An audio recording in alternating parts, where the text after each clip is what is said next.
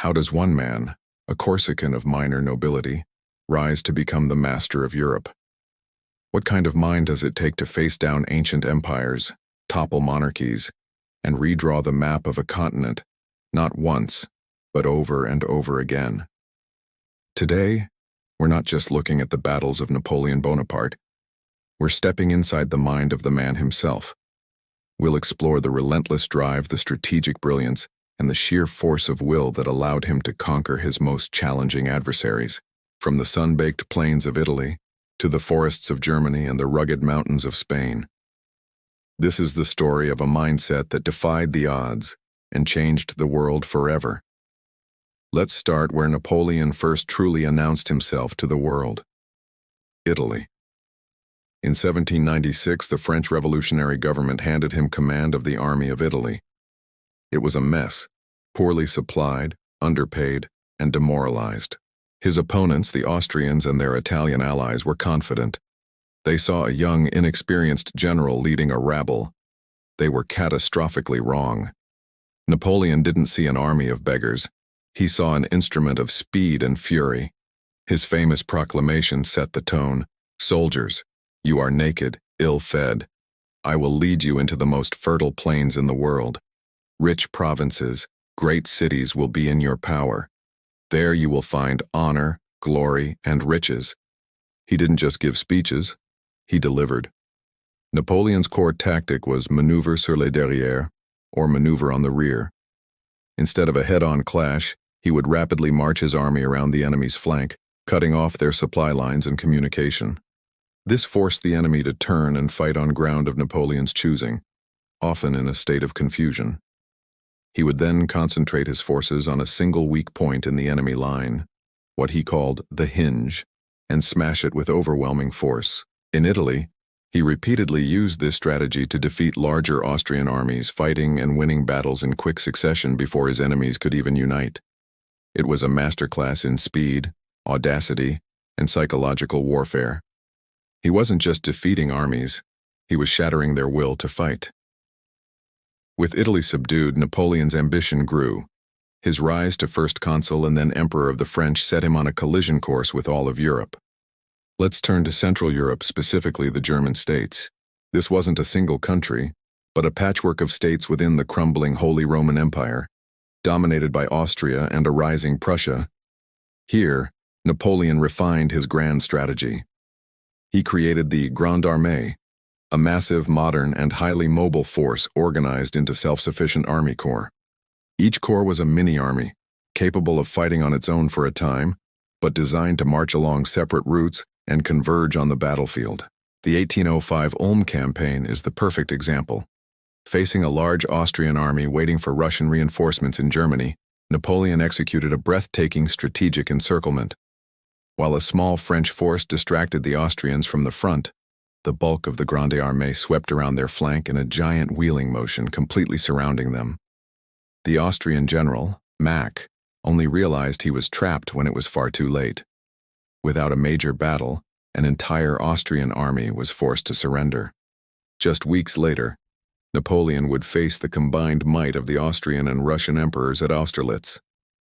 There, he famously feigned weakness, luring the Allies into attacking his right flank, only to unleash a hidden corps to smash their overextended center and win his most legendary victory. This was Napoleon's genius, using mobility not just for tactics, but for grand strategy, to destroy an army before the main battle even began. But Napoleon's mindset wasn't invincible, and his methods weren't universally successful. The brutal reality of this hit him hard in Spain. In 1808, he sought to control the Iberian Peninsula, deposing the Spanish king and placing his own brother on the throne. He expected a quick victory. What he got was a nightmare. He called it the Spanish ulcer, a conflict that would bleed his empire dry. Why? Because here, he wasn't fighting a conventional army that he could crush in a decisive battle. He was fighting an entire people. The Spanish rose up in a ferocious wave of guerrilla warfare. The word guerrilla, meaning little war, was born here. Small bands of Spanish partisans would ambush French patrols, raid supply convoys, and then melt back into the civilian population. There was no front line, no enemy center to smash. Every village could be a strong point, every peasant a potential enemy. Napoleon's strategies, designed for speed and decisive engagement against organized armies, were ineffective. His soldiers were bogged down in a brutal war of attrition, facing an enemy that refused to break. The presence of a British army under the future Duke of Wellington only made things worse, providing a conventional force for the Spanish guerrillas to rally around. The Spanish campaign revealed a crucial blind spot in Napoleon's thinking. He understood how to defeat armies and kings, but he fundamentally underestimated the power of a nation in arms, a people fighting for their homeland and their faith. So what can we distill from these campaigns? What was the core of Napoleon's mindset? First, an obsession with speed and action. The moral is to the physical as 3 is to 1, he once said. He believed in seizing the initiative and overwhelming his enemy's mind before overwhelming their bodies. He moved his armies faster than anyone thought possible, living by his motto, "Ask me for anything but time." Second, supreme self-confidence and a belief in his star. He projected an aura of invincibility that inspired his men and intimidated his opponents. He truly believed he was a man of destiny, and this conviction allowed him to take risks that others would deem insane. Third, an incredible capacity for work and attention to detail. Napoleon was a micromanager. He would pore over maps, study terrain, and calculate logistical needs for days on end. His victories weren't just flashes of inspiration. They were built on a foundation of meticulous planning. He knew the strength of every one of his regiments and the character of his marshals. This combination of grand vision and granular detail was a key to his success. However, this same self-confidence would eventually become his downfall. His belief in his own genius led him to underestimate foes like the Spanish guerrillas and the Russian winter. He began to believe his own legend, thinking that his will alone could overcome any obstacle. The man who mastered the art of calculated risk eventually gambled too much and lost it all. Napoleon's story is a timeless lesson in leadership, strategy, and the psychology of power. His Italian campaign shows us the power of audacity and speed. His German conquests demonstrate the genius of grand strategy and organization. And his Spanish quagmire serves as a stark warning that military might cannot always conquer the spirit of a people. He was a force of nature who bent Europe to his will through sheer talent and ambition.